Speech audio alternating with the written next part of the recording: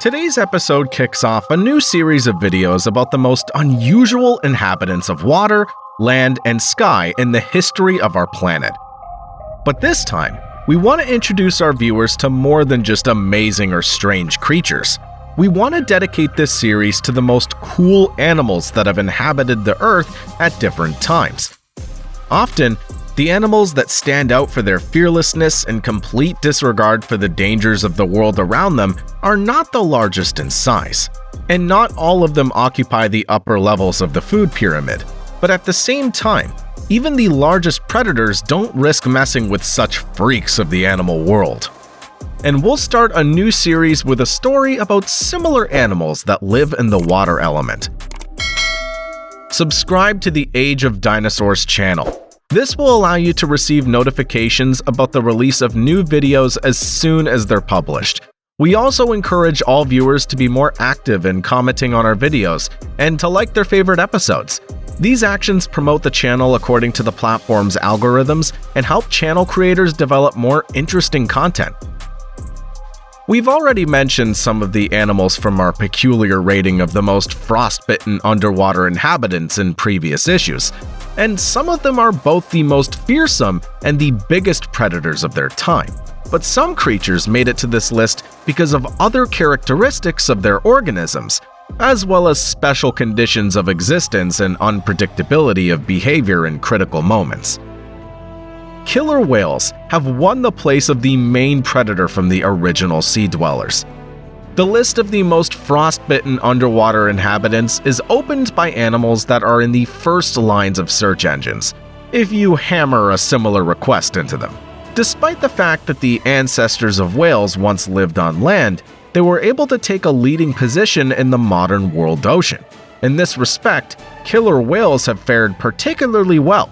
Excluding sperm whales, killer whales are the largest predatory mammals in the world's oceans. They can grow up to 10 meters long and weigh up to 8 tons. The dorsal fin of these animals can exceed 1.5 meters. They're also capable of moving through the water at speeds of up to 50 kilometers per hour. Killer whales can be recognized by their unique black and white coloration. There are no two killer whales in the world with the same pattern. The ancestor of killer whales is believed to be one of the species of Plesiosaurus, which lived in the seas of the Cenozoic era about 40 million years ago. Among the later relatives of killer whales, scientists have described only 2 species of ancient killer whales. They lived in the Neogene period from 2.5 to 23 million years ago. Some of them had a maximum length of up to 4 meters. Others, judging by the teeth found, were larger. It seems that both were already schooling animals and were serious competitors to the main predator of their time, the giant shark. Megalodon. Killer whales live in pods of up to 20 individuals. They hunt together for pinnipeds and even prey much larger than themselves, such as whales. Killer whales will attack such a victim from different sides, preventing the unfortunate animal from rising to the surface to breathe. To tear a piece of flesh from the whale's body, the killer whales have to work together.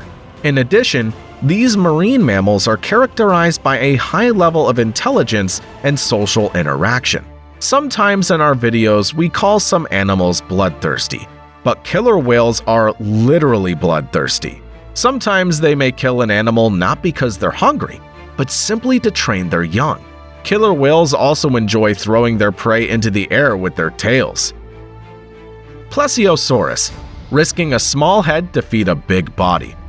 A large group of plesiosaurs inhabited all the seas and oceans of the dinosaur age. They flourished during the Jurassic period. In this case, we're talking about the Plesiosauridae branch. Among them were a huge number of giants, but they fed mainly on fish. These lizards, like later whales, moved from land to water, and many of them were able to become the dominant predators of their time. Until recently, scientists debated whether plesiosaurs could go ashore to continue their species. Some researchers said that, like related dinosaurs, they were oviparous. That is, female plesiosaurs walked out onto sandy beaches to lay eggs, just like modern turtles. But recent studies have shown that these creatures were viviparous. These pinnipeds had a large barrel-shaped body. a long, flexible neck, and a small head. The Plesiosaurida's mouth was lined with sharp, curved teeth. However, their size made it difficult to get close enough to fish to throw them. Therefore, some researchers have suggested that their neck helped them do this. It's thought that the lizard's large body, thanks to the length and structure of its neck, kept it at a distance from potential prey and did not induce fear. On the one hand, this is a rather cunning way to hunt. On the other hand, a larger animal might see a small head as easy prey. It turns out that Plesiosaurida literally had to risk their heads for food. Pliosaurus, Jurassic underwater tyrannosaurs. Near the middle of the Jurassic period, members of the order of Pliosaurs branched off from the classic long-necked Plesiosaurs. They specialized in larger prey than fish or pterosaurs. To do this, Pliosaurs acquired not only impressive size, but also a huge mouth with sharp teeth. In some ways, the structure of their skulls resembles the skulls of modern crocodiles. According to scientists, there are also many similarities in the way these animals hunted. The only competition for the largest members of this suborder could be their own relatives. The long necks of plesiosaurs were not adapted for holding large prey and tearing its flesh. Therefore, pliosaurs had short, powerful necks that allowed them to hold their massive heads and hunt any prey. It's believed that the jaws of these monsters were not very mobile. Their main advantage was the strength of their bite. Therefore, they tore off pieces of flesh from the victim's body by rotating the entire body, just like crocodiles do. Yalopter, a Devonian nightmare. One of the dominant animal species in the Devonian seas were arthropods, especially eurypterids. None of the then inhabitants of our planet could resist these creatures, encased in a shell and armed with terrible claws. And the most fearsome of the eurypterids was undoubtedly the Yalopter. It didn't differ from its relatives, but it was much larger than all of them. According to the latest estimates, the body length of this eurypterid was between 2.3 and 2.6 meters. This makes it the largest arthropod in the history of the planet. Its claws could easily bite through both the strong shells of trilobites and the armor of their smaller relatives. It remains a mystery how the Yalopter was able to grow to such a large size. It's believed that even in Devonian conditions, such a massive body would not have been able to get oxygen to move, and the exoskeleton of the Yalopter would have been simply unwieldy. It turns out that the armor of the largest eurypterids was quite thin and probably did not weigh very much. It turns out that the largest arthropod is not necessarily the heaviest. Shoaliid, a small fish with a big mouth. Looking at the pictures of shoaliids, it's impossible to imagine that such a terrible creature lives on Earth at the same time as us. Because of its appearance, this fish is often chosen to demonstrate the appearance of deep-sea creatures. In fact, the average length of this fish does not exceed 35 centimeters. However, it's capable of swallowing live prey up to 63% of its own length. In the course of evolution, the shoaliid has acquired some rather unusual adaptations. The head and mouth of this fish are disproportionately large compared to the rest of the body. In addition, the structure of its jaws allows it to open its mouth to 100 to 110 degrees. The main prey of shoaliids are other species of fish and crustaceans. In order not to damage the internal organs when swallowing prey, the heart and large blood vessels are pushed back at the moment the mouth opens. Shoaliids live in all temperate and tropical seas and oceans. They usually hunt at depths of 500 to 1,000 meters, but some of them live at depths of up to 4 kilometers. Like many other deep-sea predators, shoaliids have a toothed mouth as well as luminescent elements on their bodies. They use them to attract prey or to communicate with each other. Giant squid, the kraken of ancient legends. Legends about giant monsters armed with tentacles have been known to mankind since ancient times. Even in the Middle Ages, few believed the sailors who told them that a monster lived in the depths of the ocean and dragged ships and their crews to the bottom. Most likely, all these legends arose after an encounter with giant squids, Architeuthis. In total, at least 8 species of giant squid belong to this genus. Most of them live in tropical, subtropical, and temperate waters, but at least one species lives closer to the North Pole. According to various estimates, their body length can reach 18 meters, and their weight is 1 ton. They have 10 tentacles, one pair of which is grasping. Squids are also armed with a powerful beak, similar in appearance to a parrot's beak. This beak is made of chitin and has a unique structure. It's softer at the base and very strong at the tip, allowing it to be painlessly articulated to soft tissues. Some scientists are even trying to replicate this design to improve human prostheses. Human encounters with giant squid are extremely rare. These largest cephalopods in history live at great depths.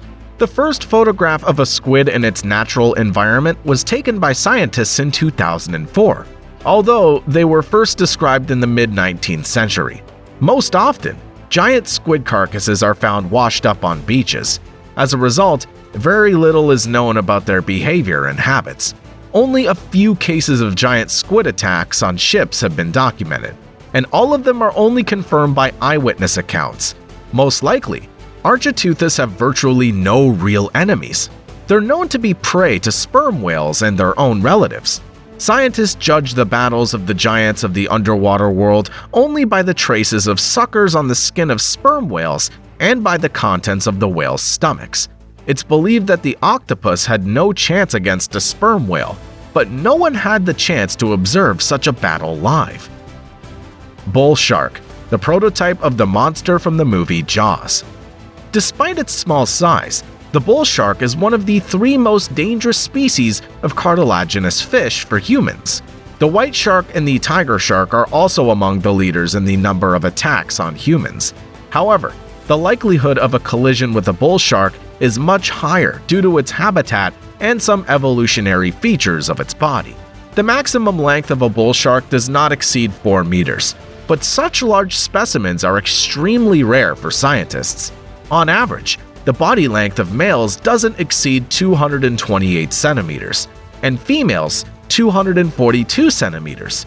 Only representatives of one population living off the coast of North America grow to 270 and 284 centimeters respectively.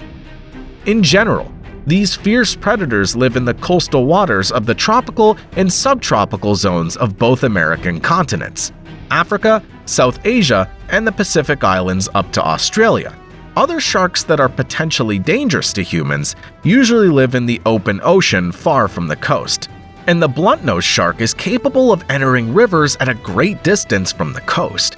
This is due to their life cycle. Bull sharks reproduce in rivers. They also spend the first few years of their lives in fresh water.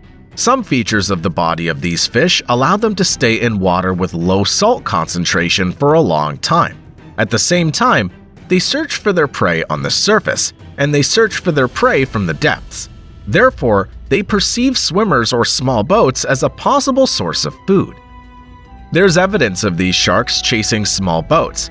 A bull shark requires a depth of up to 2 meters for a comfortable existence.